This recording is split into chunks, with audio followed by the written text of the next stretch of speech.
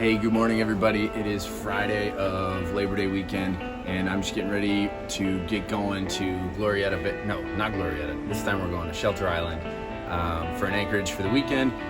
Marcus is going to meet me there, maybe raft up, maybe anchor. We'll kind of see what it looks like once we get there. But the point of this video is to show you what I do from the outside, working my way in preparation for even just a quick weekend trip like this.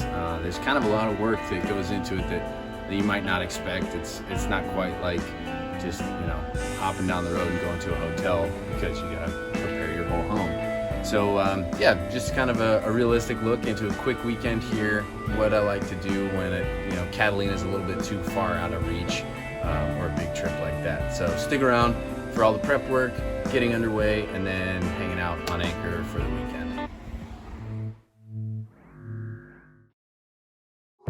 Welcome aboard. I'm Captain Joe, and this old girl, she's my home, Toko. She's a 1982 Ed Monk trawler with a monster in her belly. I've spent the last few years aboard making upgrades, and now she's ready to set off over the horizon. So join me as I say goodbye to life on land in pursuit of my dreams at sea. Hop on board to see how much freedom I can live for. So the first thing I do is fill up the water tanks, which I've already done. So now I'm turning the water off. There it goes.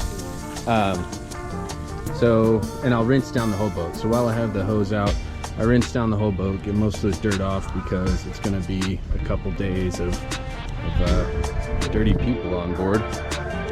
Come over here on the port side, back aft. This is where I fill the water, and I always will fill up before. It doesn't matter if I'm leaving for a day or for a week, for a month. I always fill up the tanks to the top.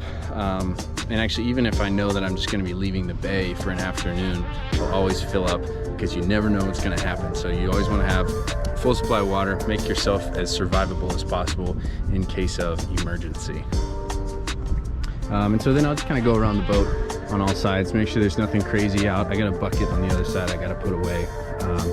But just make sure the boat's looking clean. There's nothing hanging off the edge. Fenders are all good, whatever. And then come back here. The paddle boards are going to go up on deck, probably right here before we leave. And then the dinghy, which I get to store behind my neighbor's boat.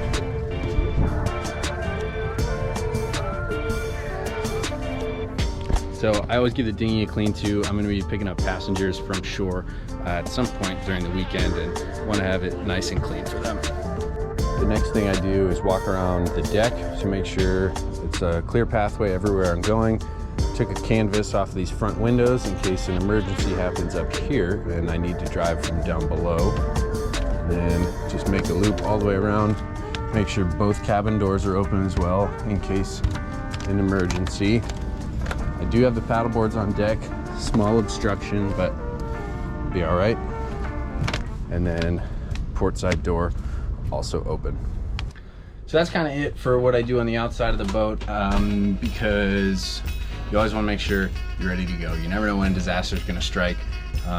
And in the case of the dinghy, you want to have it clean so that your passengers aren't upset and they want to come back, all those good things. And it's just good maintenance. I also like to test my systems, anything that I think I'm going to use while we're underway. So the day before, I'll start the engines, which I'm not going to do right now, but like this one, for example, this is for the freshwater wash down little shower on this transom. So I always test that, especially we're going to be doing a lot of swimming and just hanging out outside. So that's a resource we certainly want to have working for a trip like this. Next stop is the fridge. We've got some frozen food. We're going to be doing a lot of shrimp.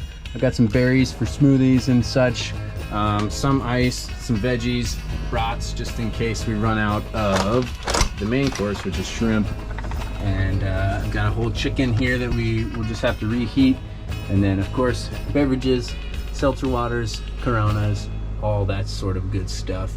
More fruits and veggies.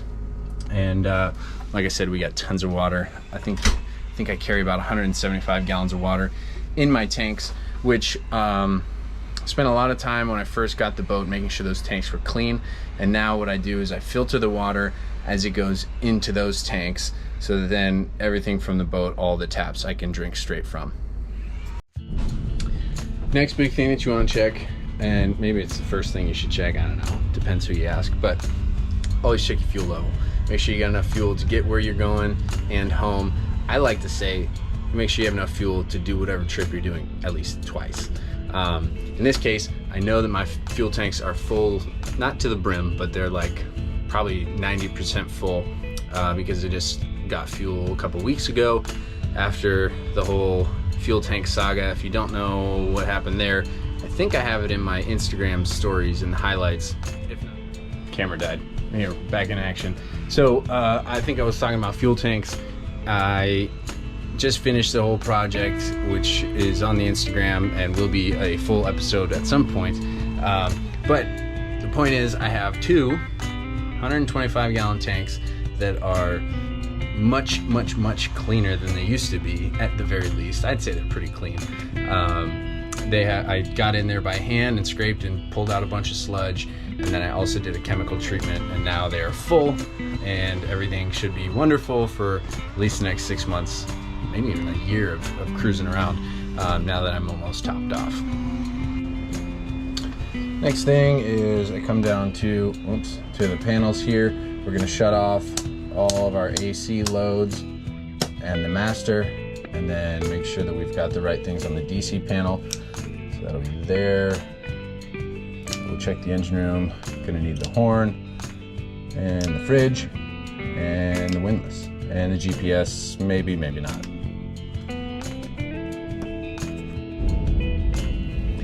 Then once it's all shut off on the boat, come down to the dock, shut that off, and in this case, since I am not planning on docking anywhere, I'm going to disconnect the shore power from the boat, and I'm going to leave the cable on the dock. If you are going somewhere, don't forget to bring your cable with you if you're going to be on a dock.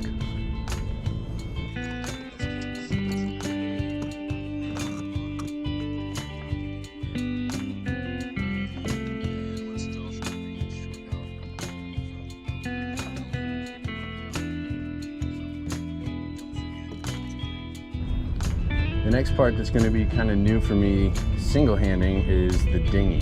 So I'm going to tow it over there rather than folding it up on the transom like I have in the past, because it's just a short run and the sea state will be calm enough to do so.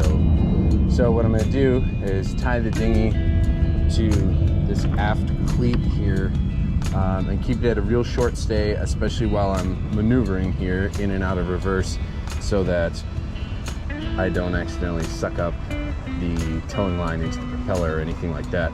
And then I'll keep it short. I'm going to go past the pump out station on the way out, and then once I'm out on the open bay, I might open it to a little bit longer road on that. Also going to test our throttles. Reverse, good.